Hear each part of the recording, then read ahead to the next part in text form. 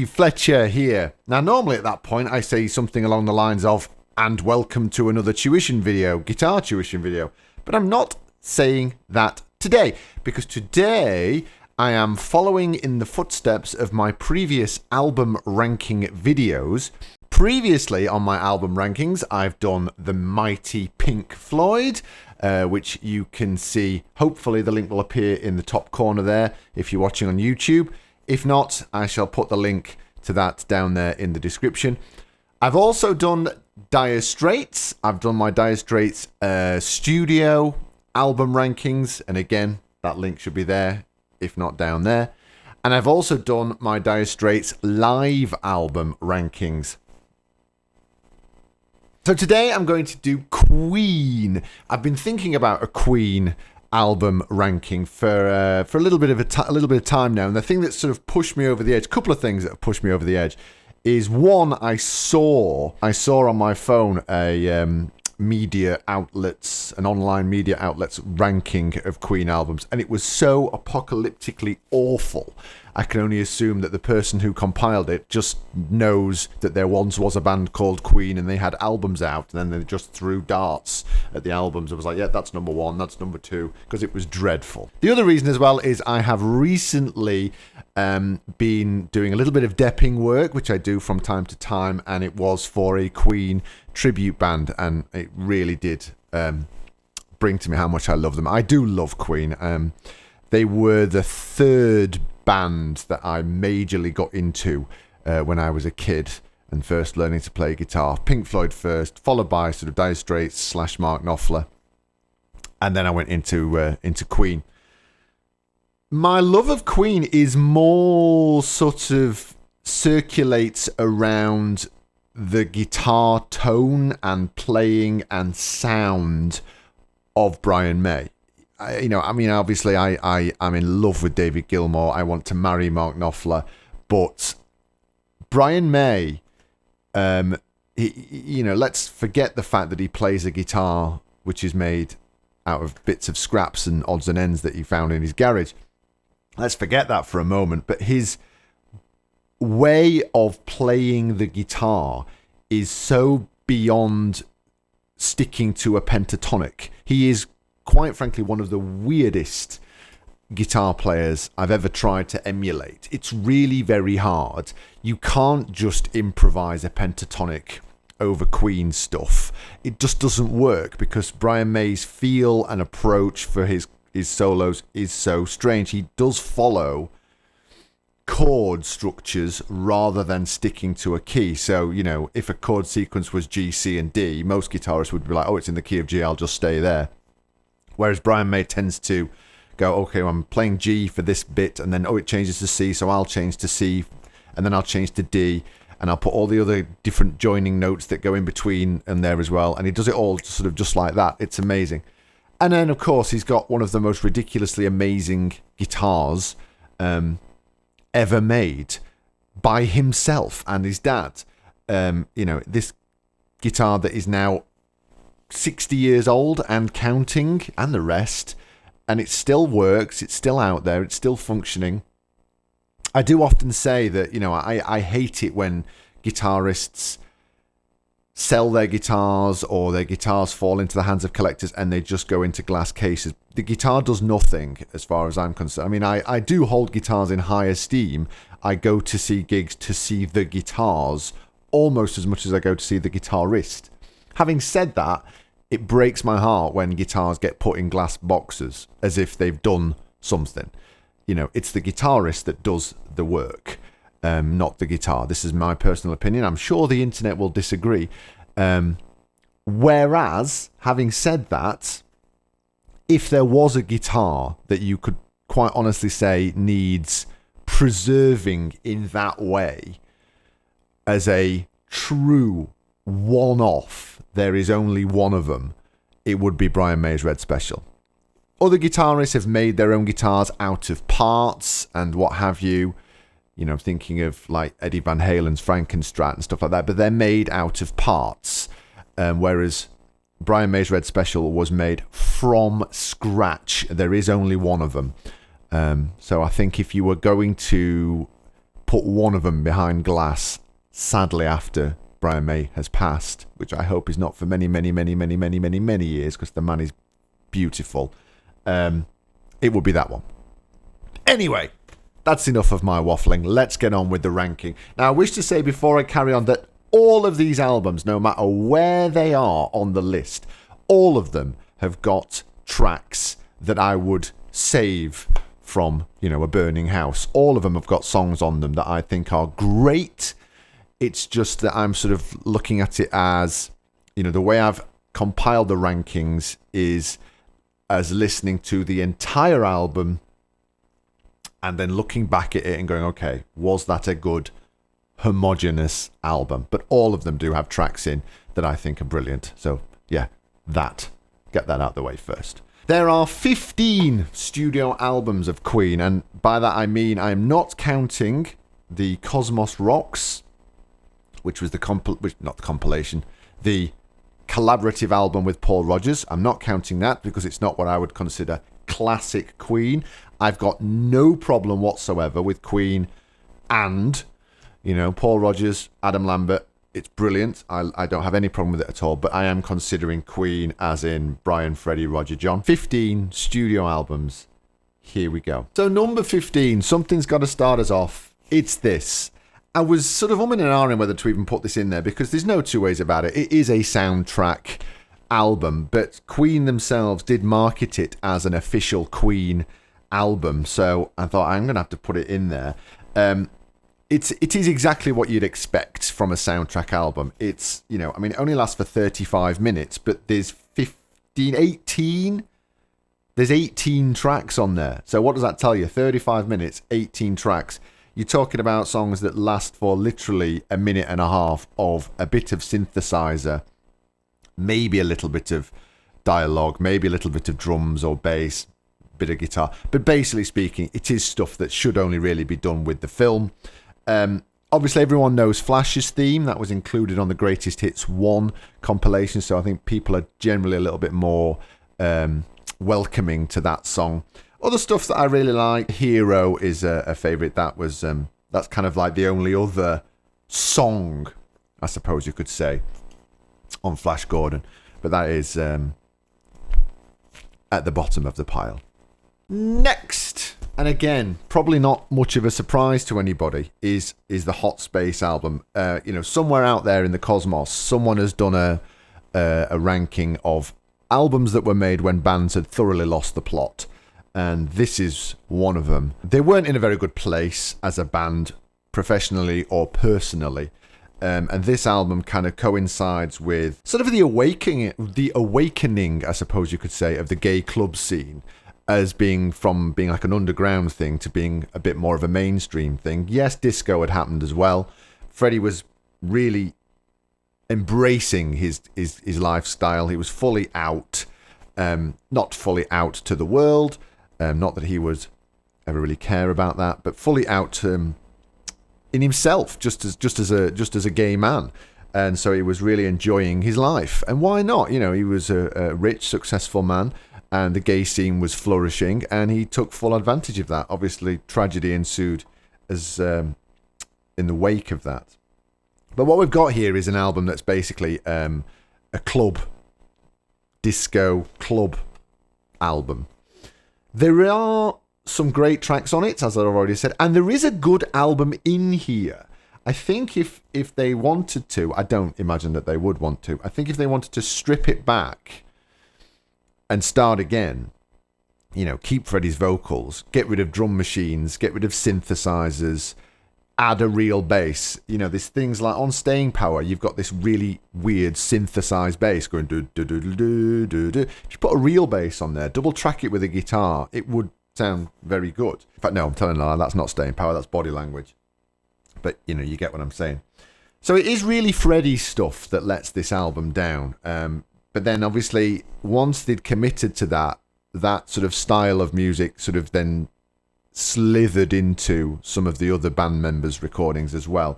So things like Back Chats by John Deacon, I think he was obviously, he went along with Freddie on the ride for that one. They've also got, though, when Brian May rears his head, he's very much like, nope, I'm not doing it. I'm going to make some rock anthems. So Brian May's song, Put Out the Fire, is very sort of vintage Queen on this. It's a great, great song. I do also quite like Las Palabras de Amor, the words of love, if I've probably not said that right. And I do like Cool Cat as well. Under Pressure, obviously, is on here, so that is a mainstay classic Queen track. So it is, I think it's rightly maligned. It's probably not as bad as everyone says it is, but it is not a great Queen album. Number 13, and probably a bit of a surprise to most people, because this one is usually, and me being a contrary Mary, this one is usually quite highly regarded. But again, I think there's that sort of middle period for Queen, which this is very much a part of, and this, and a couple of the others as well, that sort of middle era of Queen. They'd had that first massive splurge of success from, A Night at the Opera and A Day at the Races. There is a moment with Queen where you can just tell that they stopped trying, really. I don't know. I mean, they often say in interviews and stuff like that, we just wanted to do different things. And fair enough, they wanted to do different things. But the things that they do tend to come across as a little bit lazy. The singles that were on this, again, and this is kind of where Queen, that middle period, sort of after Day at the Races-ish, is when Queen kind of stopped being a great album band and just sort of started thinking about their singles and then filler, I think. So, the singles on here are fantastic. So you've got things like Play the Game, Another One Bites the Dust, Crazy Little Thing Called Love, Save Me, all brilliant tracks. But then you've got some seriously weaker stuff, including what I consider the worst Queen song ever, which is Don't Try Suicide. It's a dreadful, dreadful song. Sail Away Sweet Sister is a bit of a forgotten gem off this album, but on the whole, I just don't think it gels together very well as an album for me. Another bit of controversy. News of the World. Now again, this is sort of that middle period. Singles are great. Obviously, you've got Queen staples on here, like We Are the Champions, We Will Rock You, and that's it really. Some good stuff. All Dead is a great song, I think. It's Late is a great unsung Brian May song. Melancholy Blues is a nice one. But you've also got some other stuff that is a little bit, to my ears, it's just a little bit undeveloped. Spread Your Wings is a good one as well. But you've also got things like Fight from the Inside, Get Down, Make Love, Who Needs You, Sleeping on the Sidewalk, and Sheer Heart Attack, the song Sheer Heart Attack. They just come across as just sort of slightly lazy, slightly undercooked songs for me. So again, it just doesn't hang together very well as a studio record. This one, I think, is the one. This is the jazz album, and I think this is the one where sort of critics were really starting to sort of get nasty towards Queen, really nasty. I really like this album. It's got some really good stuff on it. Again, because it's in that middle period, it does have some tracks that you like, really. But I really like it. I mean, what you've got single-wise that everyone's going to know, you've got Fat Bottom Girls, Bicycle Race, and Don't Stop Me Now. So they're sort of your big money shot songs from this album. That being said, I really love Mustafa. I think that's a great song. I love Dead on Time. Again, I'm leaning my preferred album tracks towards Brian May because I love him. Leaving Home Ain't Easy, another one, another great Brian May unsung track. I also quite like more of that jazz. I think that's Roger Taylor song. There's a few things, just one or two songs, and Fun It as well by Roger Taylor. That's another good one. There's only a few on here that I think are a bit naff. So In Only 7 Days is a bit naff. I never liked If You Can't Beat Him, and I've never really liked Let Me Entertain You or Jealousy. So it's kind of 50-50 split with me for this one, and I guess that's why it's sort of nudging towards the middle of my list, because there's a lot of stuff on here that I do really, really like. But again, part of that middle period where I think they've just gone a bit bored and a bit off the boil. But I do like the jazz album, so yeah. Okay, so we're entering top 10 territory. With the Magic album, Kind of Magic, this was kind of like their big comeback album-ish. They'd done Live Aid, sort of up to The Works, got that sort of, even with The Works, I think they'd sort of got to that point where they were thinking, well, what else can we possibly do, you know? But Live Aid, obviously, they stole the show. They were amazing. It's quite possibly one of the greatest bits of live 20 minutes that's ever been done by anyone, anywhere, ever. And so, you know, they reinvigorated and they went back into the studio. They did this. And it's kind of more of the same, really. There's a lot of good stuff on it. My favourites, well, this is a ridiculous way of laying out the tracks, by the way. But you got my favourite, obviously, Kind of Magic, Friends Will Be Friends, One Vision, Who Wants to Live Forever. I mean, Christ, it's worth buying for that alone. And then there's also some really good stuff which was featured on Highlander. My particular, so you got Give Me the Prize, Don't Lose Your Head. That's sort of really from the album, from the soundtrack. The one I really love from this album, which is a real unsung gem from Freddie, is Princes of the Universe. And the thing that I think of with that one is it's a real cry back to Freddie's songwriting in early Queen. Things like Liar and March of the Black Queen, which were these really, not weird, but quite proggy, actually. You know, sectional songs, different time signatures, different themes, different rhythms, all that kind of stuff. So a real piece of music that's been crafted very, very well. Princes of the Universe is that sort of thought of, well, you could, if you wanted to, you could still do some of that quite intricate, interesting, genius music that you used to do. There is only a couple of songs on here that I think are a bit duff. I mean, they're okay songs, but, you know, so you've got Pain is Close to Pleasure, Pain is So Close to Pleasure, and 1 Year of Love are pretty much the only couple of songs on here that I think are a bit naff. 1 Year of Love does feature, I have to say, even though it's not a great track, it does feature a superb piece of Freddie singing. He really goes to the top end of his tenor range on that. It's a great piece of performance, but it's just not a great song. But it is a lovely album. It's a great album. I really enjoy it. I mean, it's quite poppy. It's very mid-80s, very poppy, very synthy, very drum machiney. But yeah, it's good fun. And so that's, you know, it's in the middle. And it's made its way into the top 10. And again, coming back, so like I was just saying, this is The Works, where we are really getting the Queen that we knew back. You know, they're starting to put more guitar harmonies in there, more of guitar, basically, and some really good songwriting. The singles that came out of this are absolutely superb. You've got Radio Gaga, It's a Hard Life, I Want to Break Free, Hammer to Fall, absolutely terrific songs. Interesting that you had, you know, a song written by each of the four members released as a single. You've then also got things like Is This the World We Created, which was a great little live staple on The Works, and particularly the Magic Tour. I wish they'd bring that back into their current live stuff. Machines Are Back to Humans, that's another interesting one. Man on the Prowl is a little bit of a sort of trying to do crazy little thing called Love Take Two, I think.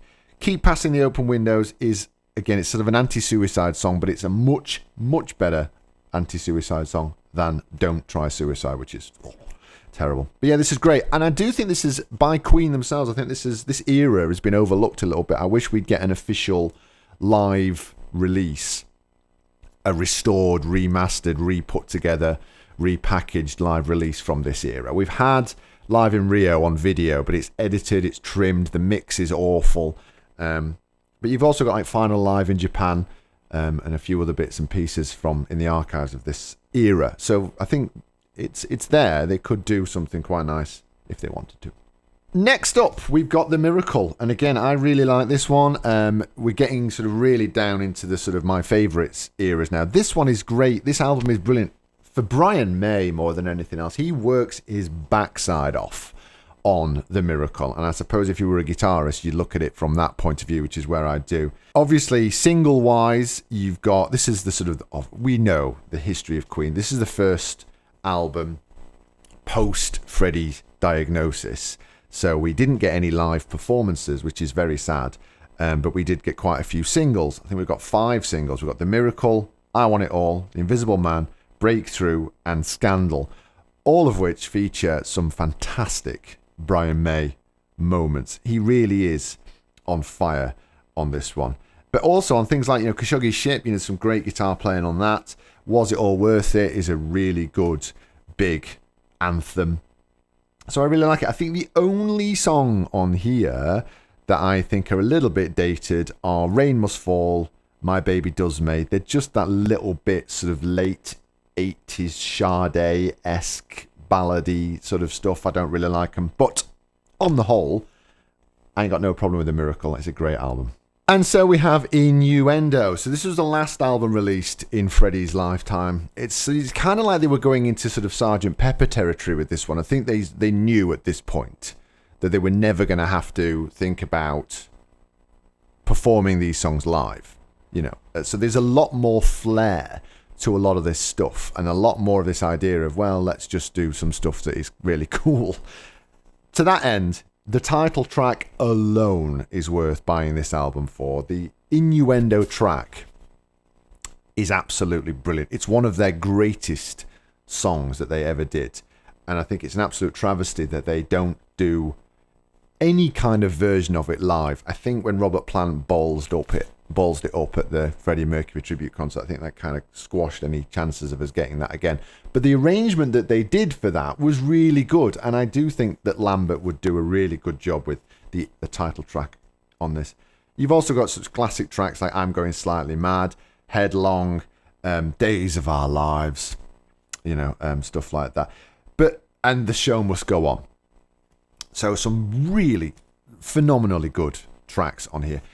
Album track wise, again, really, really good stuff. I Can't Live With You, Ride the Wild Wind, All God's People is one of Freddie's great tracks. I absolutely love that track. It's absolutely brilliant. Delilah is a bit of a weird one, but again, Brian May works his socks off on that, and I think it's the only time we've heard the Red Special played through a talk box for the cat sound. Don't Try So Hard is a great one. Bijou, again, from a Brian May point of view, absolutely phenomenal track. I love Innuendo. I don't really think it's got a Duff track on it. It's a great album. A Day at the Races. This is number 6, I think.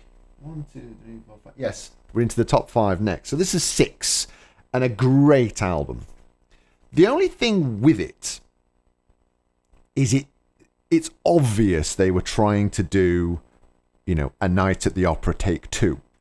And it doesn't really work as A Night at the Opera 2. Taken on its own merits, it's a great album, but I just don't think it hangs together as well. You've got some lovely stuff in it. Tie Your Mother Down is a concert staple, although it's never really been my favourite Brian May track. Take My Breath Away, gorgeous Freddie track. The multi-track harmonies, the vocal harmonies on that are fantastic. And Millionaire Waltz is another great track from Freddie that changes all these different multiple sections. It's brilliant. White Man's a great track. You've got Somebody to Love, Good Old Fashioned Lover Boy. There's a few things that are a little bit okay. And if I'm actually honest, thinking about it now, I could put these either which way. But I think this is probably just that little bit more famous, I suppose. There's a few things. Drowse isn't a great song. Long Away, You and I are a bit throwaway. They're not terrible, but, there you go. It also doesn't have that medley feel about it. And I think this was the first Queen album that had no songs that just sort of tied straight through with each other. On things like the Sheer Heart Attack album, Queen 2, Night at the Opera, you've got the sort of 3 or 4 songs that just go straight through each other. And I love that when bands do that. It's very Dark Side of the Moon, which is just sort of like one suite of songs. So it's great. But this is the sort of first album where they were like track. And again, sort of becoming victims of their own success, really. Just not having the time to put that stuff together cleverly like they used to. Still a great track. Still a great album, though. Right. We're into top 5 territory. Oh, it's so exciting. The Queen album, the debut album. My only complaint about this one, really, is it suffers from the circumstances in which it was recorded. Queen had not properly signed a good deal by this point. So what they were doing is because it's their first album as well, they were an unbankable name. They were using studio time that no one else wanted. So it was basically they could only record when the studio was empty. And the studio that they used wasn't really prepared for a band like Queen. So sound-wise, it just doesn't sound great. I hope one day we might get go into the master tapes and do a full remix. Get Stephen Wilson to do a remix, guys. He would be awesome. In fact, just get Stephen Wilson to remix everything. Just FYI. But it's got some brilliant tracks on it. It's a shame that some of these, it happens with all bands, is the early year stuff tends to get forgotten in favour of the newer hit single stuff. But this has got some brilliant stuff on it, which I think needs hearing. Keep Yourself Alive, Doing Alright, Great King Rat, My Fairy King, that's the side one, and it's absolutely brilliant. It really is. Liar is a great album, great track. Night Comes Down. Modern Times Rock and Roll is a little bit one of that doesn't really fit. It's just kind of like a rock and roll song by Roger Taylor. Son and Daughter is a great, very heavy track. Jesus is okay. Again, just a little bit, really. And then you've got this sort of very early version of Seven Seas of Rye. It's like a demo version of Seven Seas of Rye. Overall, though, this is like if you ever thought Queen didn't rock, this and Queen 2 and Sheer Heart Attack are the ones to go to, because I hear Wolf Mother in here, I hear Sabbath in here, proper heavy duty guitar rock stuff. So yeah, number 5 is the Queen album. Number 4, what did I just say? Sheer Heart Attack. This one has got one of my all-time favourite Brian May moments in it, is Brighton Rock. And I don't just mean the Brighton Rock 3-part harmony solo thing. The actual track, the song Brighton Rock, is brilliant. The guitar lead solo break in the middle before he goes into the harmony stuff is absolutely fantastic. It really, really is. Great stuff on here. You've got Killer Queen on here, Now I'm Here, Stone Cold Crazy, Misfire. There's some really good stuff on here. And in fact, I don't think there's a bad track on it, really. So Brighton Rock, Killer Queen, Tenement Funster is okay. Flick of the Wrist is great. Lily of the Valley. All of these, they all kind of go in through each other. So none of them you would really listen to on their own. But if you were listening to the whole album, you would go through them, and they do work really, really well. I think Misfires probably, and Bring Back That Leroy Brown, are probably the only ones that are a little bit... She Makes Me as well is also a little bit, not as good a track. So it does fall off a little bit at the end. You got In the Lap of the Gods Revisited, which is kind of that pre-We Are the Champions sing-along anthem for the audience at the end of the show thing. So that's a great one. So, but yeah, a great album. Number 4 in my go-to Queen moments, largely because of Brighton Rock. It's fantastic. And it sounds terrific. It's kind of the first Queen album where they sounded like Queen. So that, again, it's a great album. Right, number 3. This is, again, and I love this album. Largely because I do love my prog. I love Floyd, fairly obviously. I love Marillion. I love my Genesis, early Genesis, Peter Gabriel, Steve Hackett era Genesis. And this album is about as proggy as Queen ever got. And it's Queen 2 is my number 3. I love this album. You've got some phenomenally good stuff. In particular, Freddie's half of the album. It's just lovely. It is basically one long song. Ogre Battle, fantastic riff. Fairy Fella's Masterstroke, Nevermore, The March of the Black Queen, Funny How Love Is, and then Seven Seas of Rye. That alone, that second half, which is all Freddie, in particular March of the Black Queen and Ogre Battle and the Fairy Fella's Masterstroke, are all brilliant. It does take a little bit of getting into. I do remember not liking it when I first got it, because it is not what you would think of when you think of Queen. That early Queen sound, again, quite Wolf Mother-ish, quite Black Sabbath-y, but it's just starting to get that flair that you would see. So things like Bohemian Rhapsody, obviously everyone knows Bohemian Rhapsody. It's in your DNA. But that idea of this ballad and then a different section that is wildly different, and then a metal section, and then another ballad, is all the beginnings of all of that is in here. In particular, like the March of the Black Queen has got all these different parts. So yeah, I love Queen too. I think it should be more recognised by more people. And for the early years, it's probably, yeah, I love it. Now this is where I'm going to get controversial. This is my number 2 choice. And I wish to just say, because some people might be like, what? When I'm compiling this, I sort of looking at, songs, albums that I think have got pretty much no Duff songs on them. And this is, I think, has only got one. As far as I'm concerned, has got one Duff song on it. But it is my go-to Queen album. I probably, even though it's only my second favourite, I probably listen to this album the most. I think it's a terrific album. To that end, Made in Heaven is my number 2 Queen album. I love this album. I have a real soft spot for this album. I remember it coming out. I think that's probably what it is in 1995. I remember being at my auntie's house and she'd got the CD and they were all talking about it, and it was all very bless, and very much like that, which it is.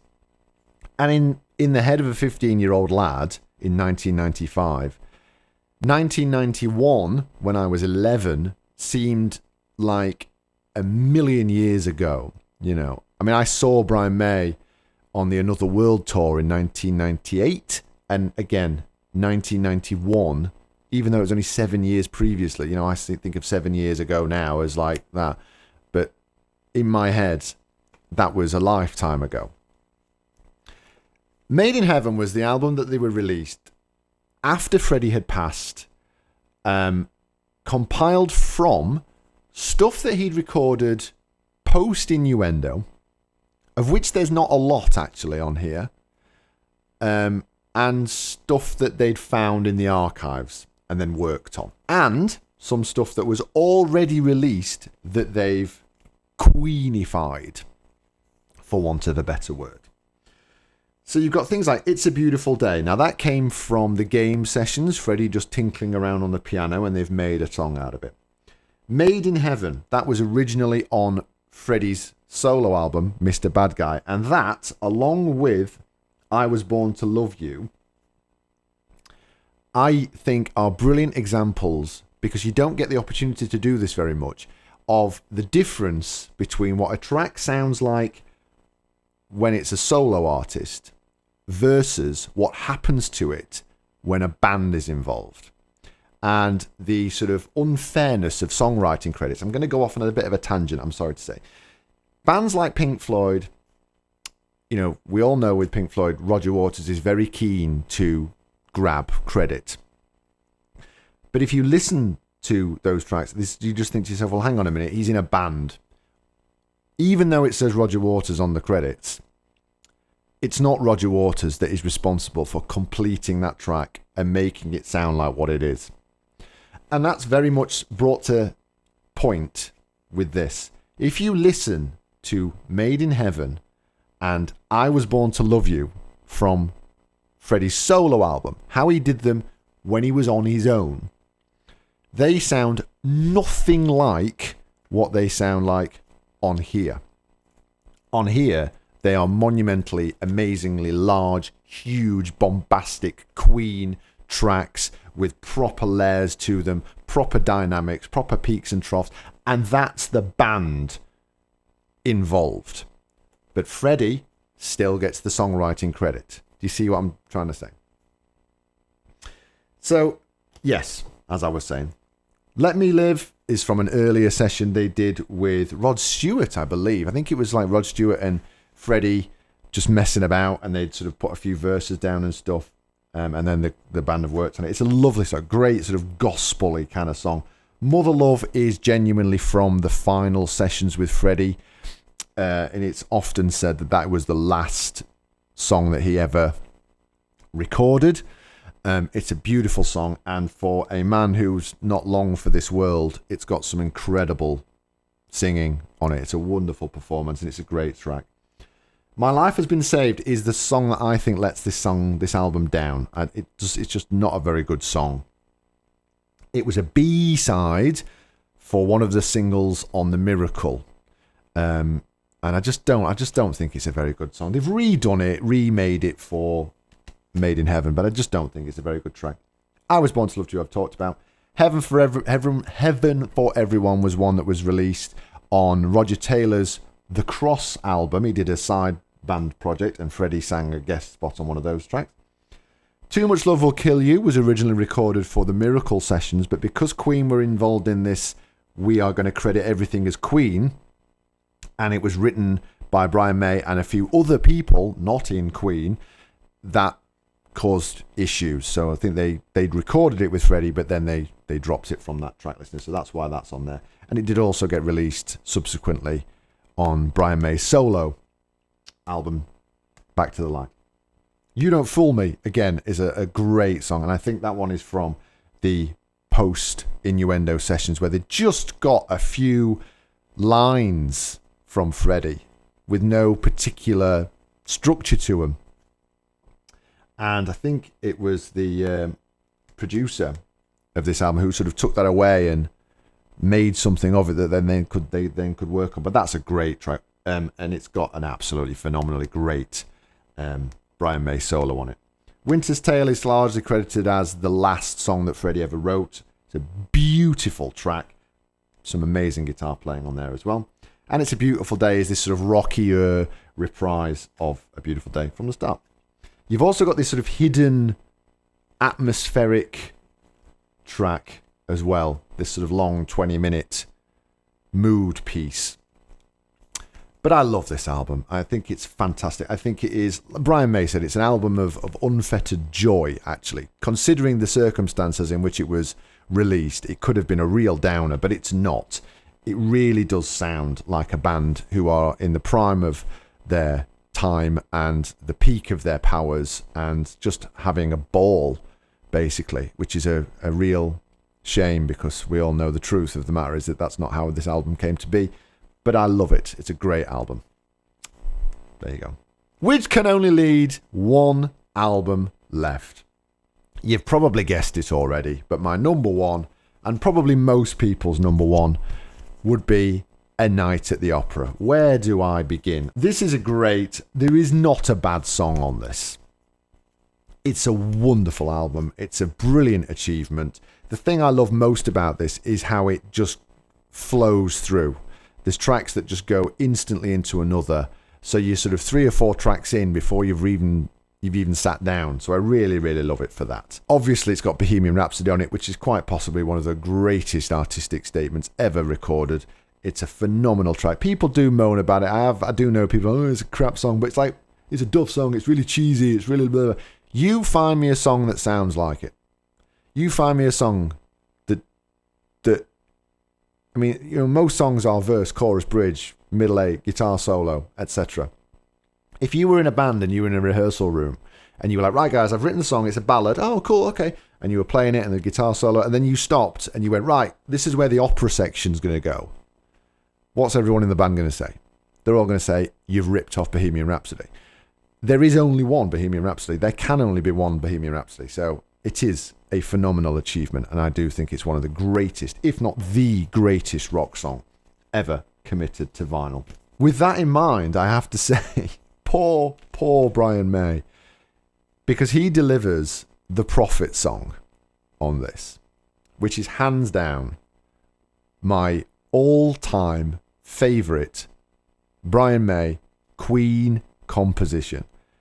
It is brilliant. It's breathtakingly brilliant, actually. And you can almost imagine Brian May writing this epic song and taking it to the lads and going, right, lads, I've written our signature song. It's this amazingly complicated, brilliant piece. You know, it's got all these structures to it. It's got this starting point and then breaks down into an a cappella, you know, call and response moment, and then it's got a guitar solo in it, and then we've got harps in it and flute and blah blah blah. It tells a story. It's an amazingly epic piece of music, and I love it, and it's going to be our crowning achievement. And then Freddie delivered Bohemian Rhapsody, the Prophet song, I can't say more amazing things about it. It is a phenomenally good track, and I love it.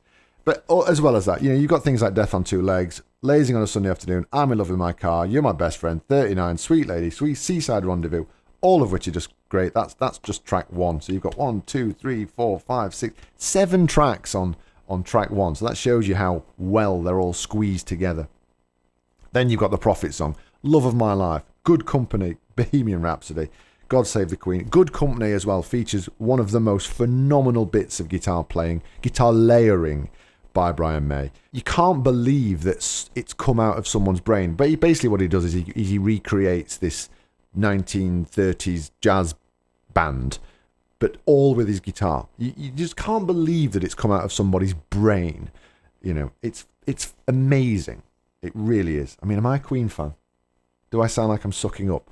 Can you tell that I like Queen? So yeah, it's a brilliant album. It's a brilliant album. And it's rightly my number 1, and it's probably their most famous and best album that they ever did. There you are, boys and girls. I hope you enjoyed that little rant and rave through my personal ranking of Queen albums. I'm positive that you will disagree with some, if not all, of what I have just said.